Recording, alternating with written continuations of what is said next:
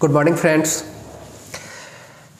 पिछले कार्यक्रम में मैंने बताया था कि आपको मैं एक रोचक स्टोरी बताऊंगा। वो एफएमसीजी से ही रिलेटेड है। कहानी बहुत ही अच्छी प्रोडक्ट की है, बहुत नाम है उस प्रोडक्ट का, मूव बहुत तेज़ी से करता है वो प्रोडक्ट, हर एक के नाम पे रहता, जी पे रहता है कुरकुरे। क्या खाना है, जाओ कुरकुरे ले आओ। इसी से रिलेटेड कहानी है। मेरा एक दोस्त अच्छी टेक्निकल डिग्री लेकर अच्छा बिजनेस चूज़ किया, एफएमसीजी का, आया डिस्ट्रिक्ट में बैठा और सोचा कि मैं कुछ बिज़नेस करूं। तो उसके दिमाग में यह आइडिया आया कि मैं कुरकुरे का बिज़नेस स्टार्ट करता हूं।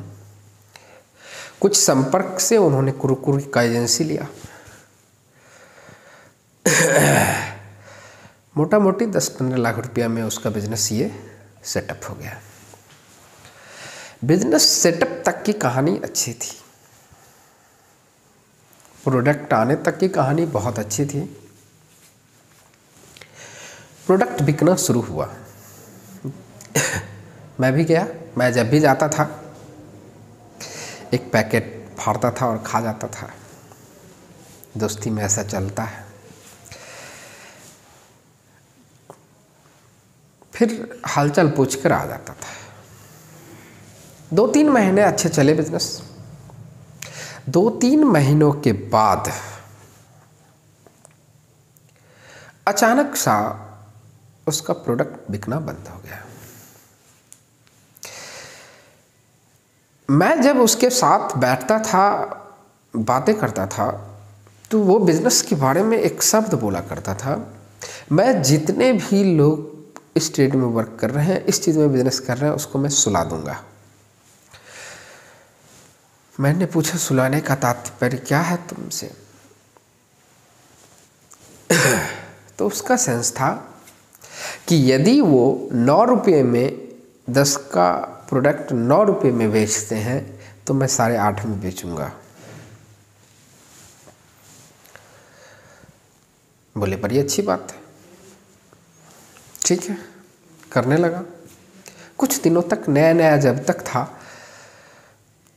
तब तक उसके ग्राहक उसके पास आते थे।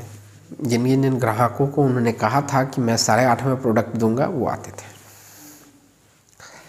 3-4-6 महीने के बाद उसका बिजनेस धीरे धीरे स्लो मोशन में, ग्राफ जितना ऊपर गया था उतना ही तेजी से नीचे ग्राफ आ गया।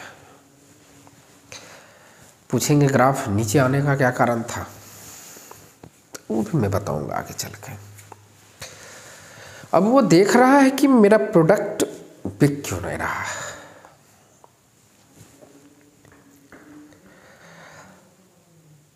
होते होते साल भर 1.5 साल की एक्सपायरी होती है। ज़्यादा दिनों प्रोडक्ट को आप रख नहीं सकते हैं। एक्सपायर कर जाएगा तो वो कोई काम का नहीं है, कोई लेगा भी नहीं प्रोडक्ट। हुआ यही कि साल भर के बाद उसका आधा से अधिक प्रोडक्ट एक्सपायर कर गया। सेकेंड टाइम वो बिलिंग करवा नहीं पाया, बिजनेस हो गया बंद।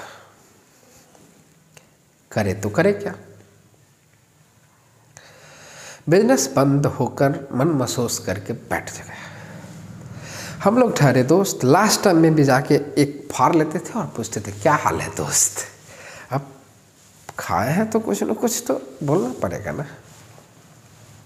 कहते हैं नमक अदा करना, वो नमक हम लोग अदा कर रहे थे। कुछ दिनों के बाद जब बिजनेस उन्होंने वाइंड अप कर लिया, समेट लिया, तो मैं सोचा मैं इस पे देखता हूँ कि क्या हुआ था। जब मैं सर्च किया तो मुझे पता चला कि जिस दरमियान उन्होंने बिजनेस स्टार्ट किया, उस दरमियान जो उनका कंपटीटर था, जो पहले से व्यवसाय कर रहा था, उन्होंने अपने 9 रुपये के प्रोडक्ट जो बेचता था, जिसकी खरीदारी 8 रुपये था, उन्होंने खरीद रेट में ही बेचना शुरू कर दिया।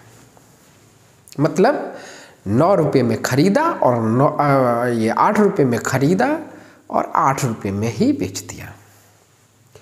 और उनके यहाँ कई सारे लोग कई सारी चीज़ों को लेने आते थे। मतलब वो कई एजेंसियां अपने पास रखा हुआ था, पार्ले जैसे, ब्रिटानिया,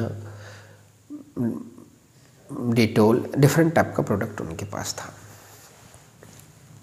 तो भैया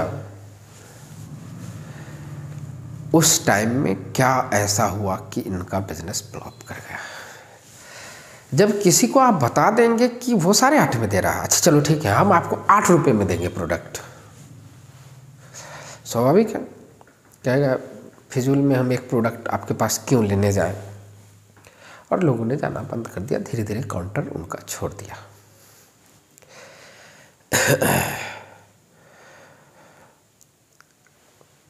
अब जब 8 रुपये में प्रोडक्ट बिका, उसमें एक और उन्होंने तरकीब लगाई। एक प्रोडक्ट में 1 रुपया घटा दिया, किसी और प्रोडक्ट में उनके बिल पे 1 रुपया चढ़ा दिया मैनेज करने के लिए। इस प्रीवियस बिजनेसमैन का तो मैनेज हो गया, लेकिन डूब गया मेरा दोस्त। तो इसका कहने का सेंस यही था कि कभी भी आप कट थ्रॉट कंपटीशन से बाजी जीत नहीं सकते हैं। आपको व्यवसाय करना है, बिजनेस में बना रहना है, तो आपको करना पड़ेगा हेल्दी कंपटीशन। दूसरों का गला काट कर, मतलब दूसरे को सुलाकर आप जगह नहीं रह सकते हैं। किसी दिन वो कंपेटिटर है, अपना बिजनेस का फॉर्मूला वो अपने तरह से लागू करेगा, फिर आप सोचते रह जाएंगे। धन्यवाद दोस्तों।